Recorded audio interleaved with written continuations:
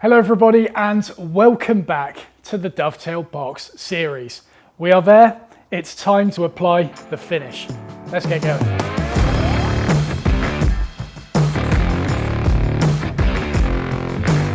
So once again, this is going to be one of those countless episodes where it's completely up to you what you do. There is no wrong answers at this point, it's down to your personal preference. And you know, this video is pretty much going to be me documenting what I'm finishing the box in and how I would go about it. I am choosing OSMO Raw for this, which has a white pigment in it, which cancels out any yellowing created by the finish. As a result, this box should stay somewhat a similar color after applying the finish. However, it will have a slightly glossier sheen on it, let's say. I would prefer that on poplar as opposed to using something like oil, in this instance tung oil, but it will be the same if I was to use boiled linseed or walnut oil, finishing oil, anything like that. Stuff like this will cause the timber to yellow somewhat, which looks good on things like ash, oak, basically timbers where you want them to go that kind of golden-y yellow colour. Same goes for OSMO. I use OSMO quite a lot on my projects. This is the clear satin, and despite being clear, it does have a sort of yellowy sort of tint to it, so it will discolour the timber. Whatever finish you go for, I would recommend just watching the video and just take note of how I would go about finishing the box. So I've already dusted down all the surfaces to make sure that there's no standing dust on this that's going to clog up the finish. That also includes getting inside the box, down into those bottom corners and making sure there is no dust gathering in there whatsoever. A dusting brush is a very nice way to do that, but if you have a air compressor and air gun, just blast that in there. Make sure you got your mask on, obviously. You could also use a tack cloth for this or something. Just make sure that there's no standing dust on this that's going to clog up the finish. I'm also going to put a soft base under it as well, because I'm going to be flipping this all over the place and I don't want the hard workbench to start scratching the surface. So I'm going to finish this in much the same way I went about sanding it, which was from the bottom of the box up. For the lid, because this is likely to be seen on both sides and is going to be interacted with quite a bit, we're going to do 2 coats on both sides and we will just focus on them one at a time. Okay, so we'll give it a quick stir to begin with. You can see how white this is to begin with, but don't worry, when you put it on, it doesn't literally paint your piece white. The white pigment in it simply cancels out the yellowing caused by the liquid on the timber, I guess. Double check there's no dust on there, and then we'll go for our first layer. So with OSMO, I have already done a video on how to apply OSMO correctly, so I won't dwell on it too much, but there is a link to that in the description below. Essentially, the key to this stuff is spreading it very, very thin in multiple layers.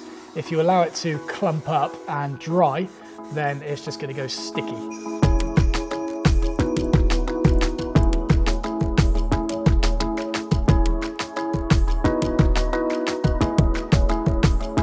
And what I have just realised is that I can actually use these 2 areas as a prop to allow airflow to get inside the box while it is drying, which means that I can actually do this top edge, the insides, and basically everything except those top edges and leave it to dry like that.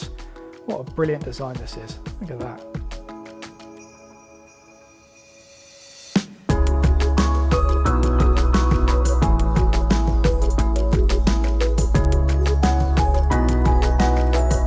So now I'm just wiping off all the excess OSMO to make sure that there's no pools or anything like that, and making sure that this first layer is really, really thin.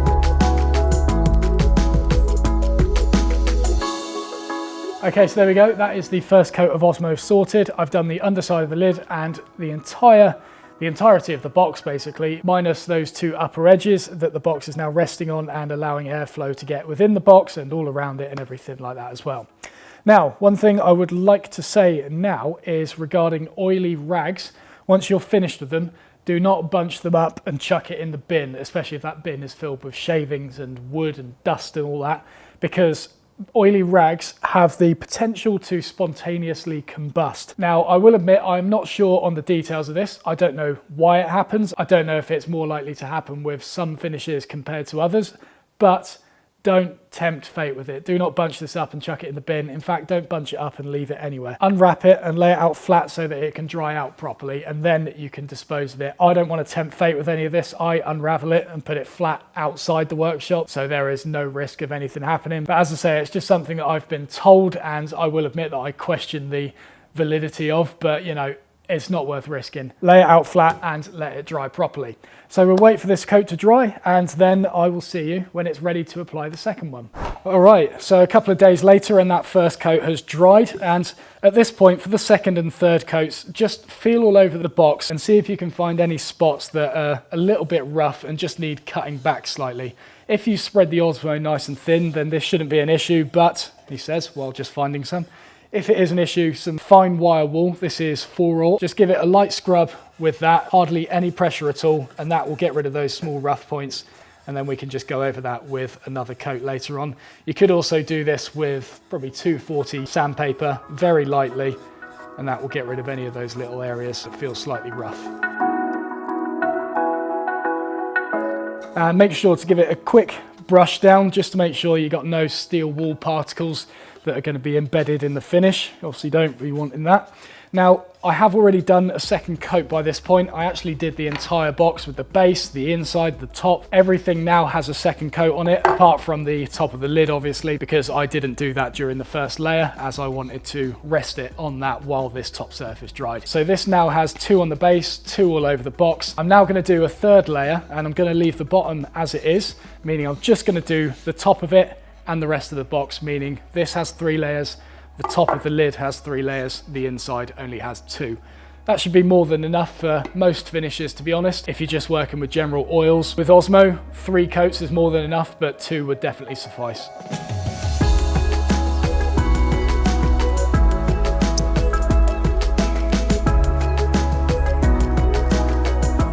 Right, that is the third coat complete. So if you want to know a little bit more about my process with applying OSMO, whether it's OSMO Raw or OSMO Clear or OSMO Exterior, whatever, I've done a dedicated video on that, which will really help you out with the whole process. As that's the third coat, that is pretty much it for this project. However, I'm not going to show you the finished box until the summary video, which we've got coming up after this, where we're going to do a breakdown of the entire project, what you learned throughout, and put it all in one video to wrap up your learning experience. So you can view that video by clicking the link below, and if you haven't already, please subscribe, please like the video, and I will see you in the next one. Cheers.